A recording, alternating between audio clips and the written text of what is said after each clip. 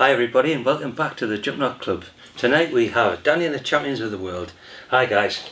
Hi. Hi. Great to see you again. And Danny, we've been friends for a long time. We have, yeah. I've just got down here a couple of notes because he's played here loads of times. And I can remember you coming on the megabus once and then Did the bus, yeah. doing a gig, then going back home at 2 in the morning. That's right. I had to take the kids to school. That's rock and I roll. can't remember. I was opening for someone, wasn't I? I can't remember who. Maybe the Police Brothers or something like that. Or... Yeah, it was someone who was hit it, not quite as big as you now, but yeah. And then you went into the city centre and got the mega bus back home. Yeah, that's dedication. And I remember the wayward war paint years when you. Oh yeah. Painted your face and all There's that. a picture of me in the Clooney too with the a star on my eye. I think that was Evolution Festival. I think you played. Was it? Yeah, that's right. Yeah, that was brilliant. Yeah. And a couple of songwriters things. That's right. I was talking about it the other day. The time me, Steve Wynn, and Martin Stevenson did a songwriters in the round thing for the. There was. Yeah, it was the bus thing, wasn't it? That's right. Yeah. Yeah. That was great. That was brilliant. Yeah. We had a great time. And the last time you did the songwriters thing was in the same venue as tonight, wasn't it? That's right. Yeah, me and Bracknell and Neil House did. Yeah, I think we ended up having a lock-in, didn't we, in the Central Bar? That's right. Yeah, it was great, wasn't it? Yeah. Can't remember what the gig was like. That was really good. Yeah, it's always good. I love coming, you know. So you've got a double album out. That's right. Yeah. That's very prolific, Danny. Yeah, well, we love doing it. Chris runs a studio as his day job, so we're always sort of hanging around the studio, and everyone in the band is, you know, talented enough to write songs or have ideas. It just seems silly not to do stuff, you know. Yeah. When you get a little bit older, it feels really great to still be creative in some way. So I don't really have much care for the commercial sort of impact of things particularly, so we just make stuff that we like. Great. I think you said to me once you just love playing all the time and you've just been involved in music. Yeah, you see, you've done all right with that. We're doing it, that's what we do. Same as everyone in the band, you know. I mean, the question I've got to ask you, like, being a musician myself, is like, just how on earth you keep the band on the road? Really having such a big band, it must be really difficult just to get everybody together and rehearse and then keeping them. Yeah, totally. It's become partly down to Tom Loose and partly down to I can't say me because it's not me, but the people in the band are really into it and we're all friends. And Tom Loose is pretty good these days at sort of organising things. Everyone gets paid a little bit. But it's not really about that. We just love doing it.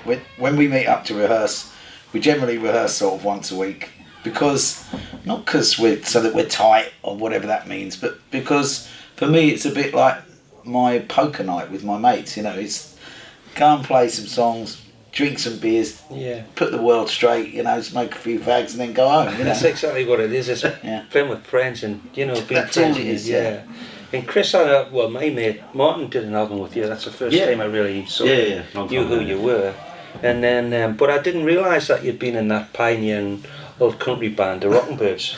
I didn't know that. Had, Tell us a teeny weeny bit about the Rockin' Birds. Well, I mean, I first moved to London. I was like, pretty sort of green from the Isle of Wight. Moved up to the Isle of Wight, moved to London. Sort of got in a sort of scene really.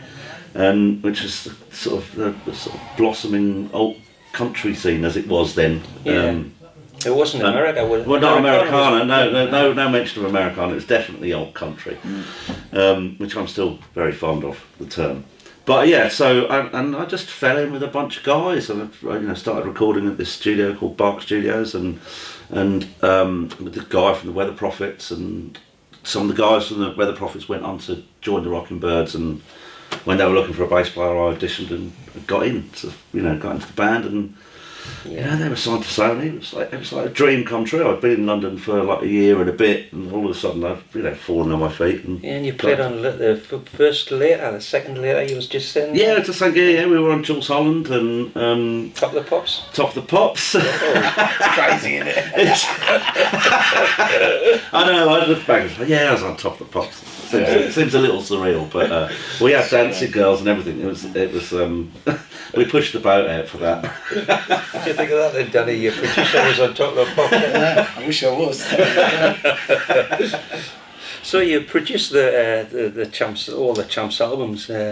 So this one, how long did it take? Would it have been a double album? Oh well, actually, we recorded a triple album, so it took quite a while. We Dan and I, before we sort of embark on the albums, we have a chat about kind of process and how we want to do it. And Dan and I were chatting, and Dan was saying, "Oh, maybe I will do it like we'll come in every weekend for a few, once a month, and once one weekend a month, and we'll just see what we get." And so, as Dan was just saying, we came up, everyone was writing songs and co-writing songs, and so we get together for a weekend and batter the tunes out, not listening to them. Yeah. And so we hadn't listened to them until the end, so then we'd come in a month later and do a bit more. So you had them all in the bag, and then it turned up in a massive big bag, and was it? It just evolved. It was great. Sort of putting a recording in a box. When you're a bit younger and a little bit more inexperienced, you listen to these things to death and pick them apart, and actually you end up sort of taking the wind out of its sails, really. All we did is record stuff live with the vocals, put it in a box, and came back to it about a year later. Wow. And it was great. It was like sort of Christmas Day. It was good. Yeah, so you probably both agree it's the best record you've done then, eh? Keeping it like that? Well, it's very much a document of where we are and who we are, Great. Yeah. Well, I'm really excited to hear all these new songs, guys. And Yeah, we'll be playing a lot of them tonight. yeah. Well, thanks very much, and appreciate you coming up to the tune. It's always a pleasure. Always a pleasure. Thank you. Love it. Cheers.